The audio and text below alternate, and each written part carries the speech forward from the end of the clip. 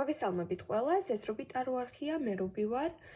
დღევანდელი ჩვენი საჯარო გაშლის თემა იქნება რა ფიქრი არაძლევს მოსვენებას ჩემზე ჩაფიქრებულ პიროვნებას. დღეს გვაქვს სამპოზიციანი გაშლა. აირჩიეთ პოზიციები ინტუიციურად ან საყვარელი ციფრის მიხედვით. თუ მალე ვერ არჩევთ პოზიციებს, შეგიძლიათ ვიდეო გააჩეროთ და როდესაც მზად იქნებით, შემდეგ განაგრძოთ ყურება. პირადი კონსულტაციისთვის ან ტაროს შემსწავლელი კურსის დეტალებისთვის შეგიძლიათ მესენჯერში მომწეროთ. Facebook-ის ლინკი მოთავსებული არის როგორც ვიდეოს აღწერაში, ასევე კომენტარების ველში. დავიწყოთ პირველი პოზიციით, მოგესალმებით პირველებო. და ვნახოთ, რა ფიქრი არაძლევს მოსვენებას თქვენზე. იმ ადამიანს, ვისაც ახლა თქვენ ფიქრობთ.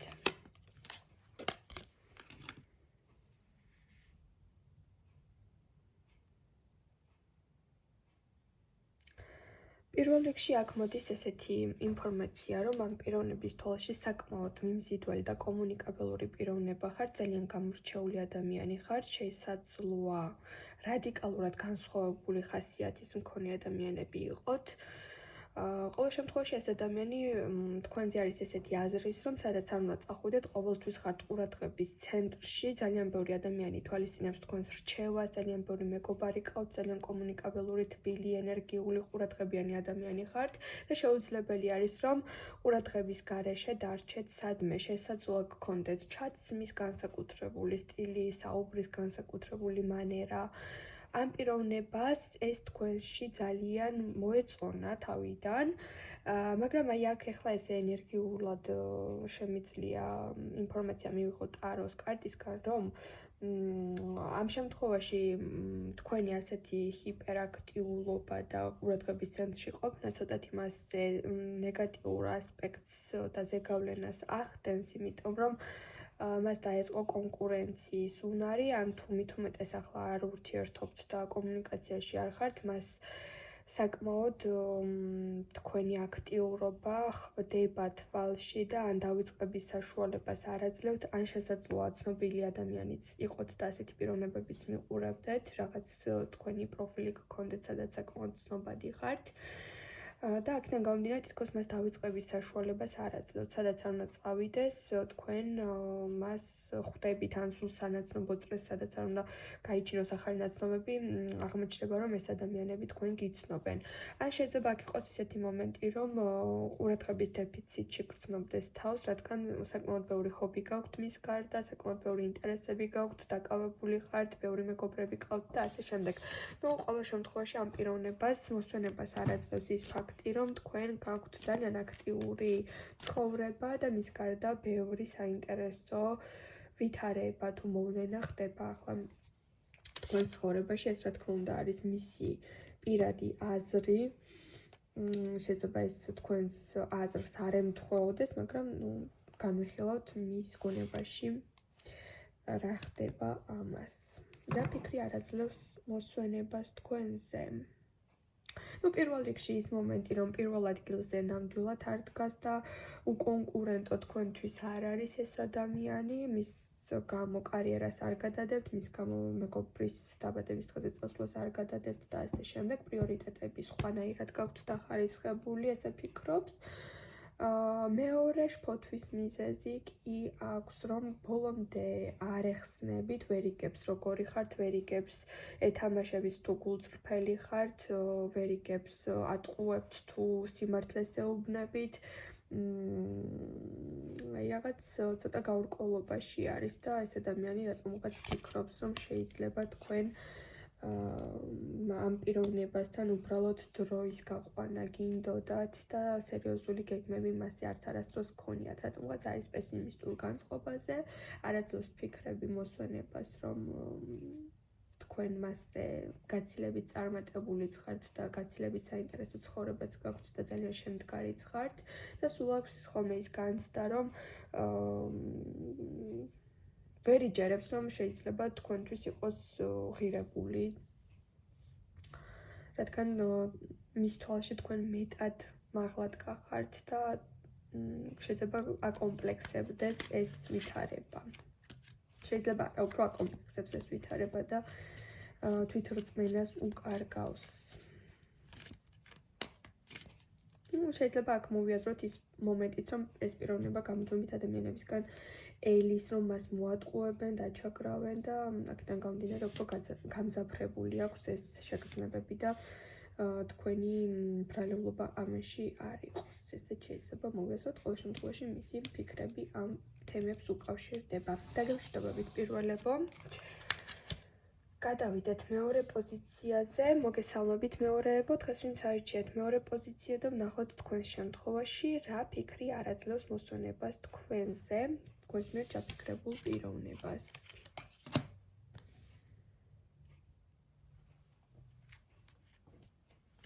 აქ როგორც ჩანს, სერიოზული საუბარი გქონდათ ამ პიროვნებასთან, არც თუ ისე დიდი ხნის წინ.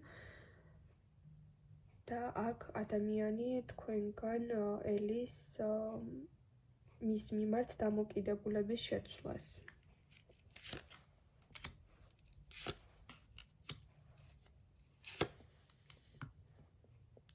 გასაგები აქ რატომაც ფიქრობს ეს ადამიანი, ახლავე გავხსნერ. ამ პიროვნების მოსვენების დაკარგვის მიზეზი ხართ თქვენ და მხოლოდ თქვენ და ის დაუმორჩილებელი ხასიათი, რაც თქვენს ბუნებას დაბადებიდან თან დაჰყვა. შეიძლება გამუდმებით ისეთი ძლიერი ხასიათის ხართ, რომ ცდილობენ საპირისპირო სქესის ადამიანები თქვენს ზეგავლენა მოახდინონ თქვენზე. ეს შეიძლება იყოს ბავშვობიდანაც კი, რომ მშობლები ცდილობდნენ თქვენს დამორჩილებას და მათაც არ გამოსდიოდა და მით უმეტეს დასრულ ასაკში თქვენი დამორჩილება არც არავის გამოვა, იმიტომ რომ ძალიან მყარად გახართ ხოლმე იმ პოზიციაზე, რა პოზიციასაც ირჩევთ, რა გზასაც ადგახართ და ყოველთვის გაქვთ საკუთარი თავის რწმენა და ის გჯერათ, რომ თქვენ დამოუკიდებელი პიროვნება ხართ და თქვენს აზრს ძალიან დიდ პატივს უნდა სცემდნენ, ეს ენერგია თქვენ გაქვთ.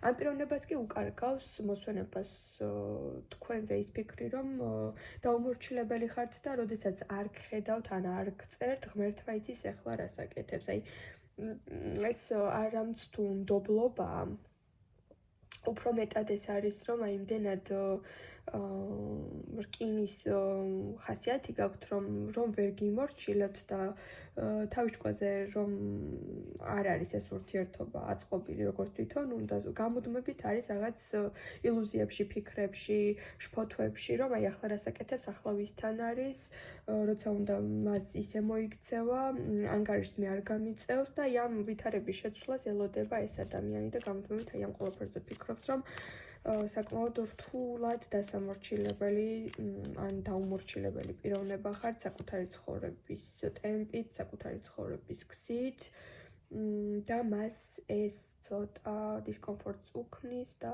ეხამუშება, რადგან ცოტა ტრადიციულია ან ძალიან ისეთი სხვანაირად აღზრდილი არის ვიდრე თქვენ, რაღაც წესჩვეულებები უყვარს, რაღაცების ჩარჩოში ჩასმა უყვარს, თქვენ კიდევ პირიქით მასთან მიმართებაში თქვენს პოზიციას იცავთ, მკაცრიც ხართ, მიუხედავად ამ თქვენი დამოუკიდებლობის სიყვარულისა, მაინც ამ პიროვნებას ირჩევთ, მასთან გინდათ ყოფნა, მაგრამ როგორც თქვენ გინდათ, ანუ თქვენი თავისუფლების შეზღუდვის ხარჯზე ეს ადამიანი არ გიღირთ. ამას ძალიან კარგად აანალიზებს და აი ეს ფიქრები არასვენებს ხოლმე ამ პიროვნებას. დაგემშვიდობებით მეორეებო. გადავიდეთ ჩვენ მესამე პოზიციის განხილვაზე, მოგესალმებით მესამეებო და ვნახოთ რა ფიქრი არაძლევს მოსვენებას თქვენზე, თქვენს მიერ ჩაფიქრებულ პიროვნებას.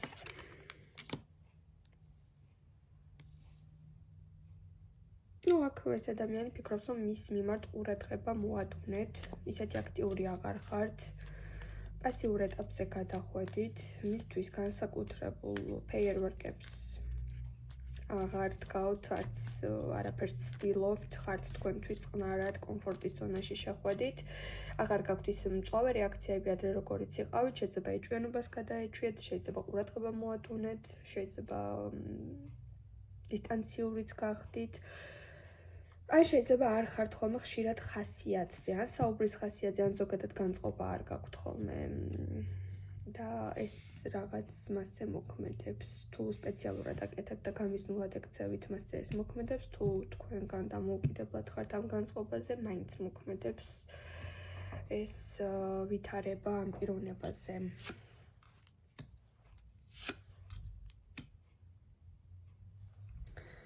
თუ აქ პიროვნებასთან ურთიერთობა აღარ გაქვთ და დაშორდით და საკმაოდ სკანდალური დაშორება გამოვიდა,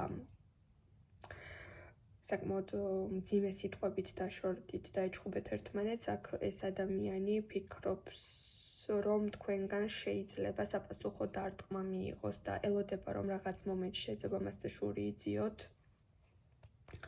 თუ დაშორებულები ხართ, კიდევ აქ შემიძლია გითხრათ გარდა შურისძიებისა, რომ ეს ადამიანი თქვენზე ფიქრობს, რომ არ ელოდა უბრალოდ თქვენგან იმ სიტყვებით შეტევას, რაც თქვენ მას უთხარით, რაღაც მოულოდნელი უკუეფექტით უპასუხეთ და ამაზეც ფიქრობს, რაღაც თქვენი მეორე მხარე, ბნელი მხარე დაანახეთ და ამაზე ძალიან ბევრს ფიქრობს. თუ ურთიერთობაში ხართ, მაგრამ ნელთბილ ურთიერთობას ინარჩუნებთ და დიდად ინიციატივებით აღარ ხართ დატვირთული მის მიმართ, იცოდეთ, რომ ამ ადამიანს დაეწყება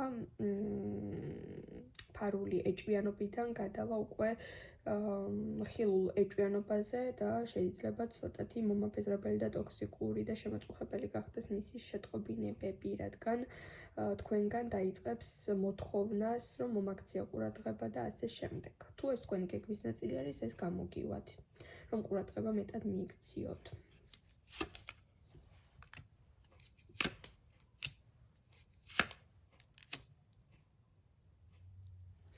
კი, ანუ აქ კარტი მიდასტურებს, რომ თუ ურთიერთობაში ხართ, ეს ადამიანი ეჭვობს, რომ უფრო საინტერესო ადამიანი გაიცანით და მასთან კომუნიკაციაში შეხვედით და ეს ადამიანი გადაგავიწყდათ, ან ყურადღება მაგიტომ მოადუნეთ, თუ ურთიერთობაში არ ხართ და დაშორებულები ხართ, აქ ეს პიროვნება ფიქრობს, რომ თქვენ მას ახალი სუფთა ცხოვრების დაწყების საშუალებას დიდი ხნის მანძილზე არ მისცემთ და დასჭით რაღაც ფორმით და ელოდება თქვენგან ანგარიშწორებას. დაგემშვიდობებით, წარმატებებს გისურვებთ ყველას და რა თქმა უნდა მომავალ შეხვედრამდე.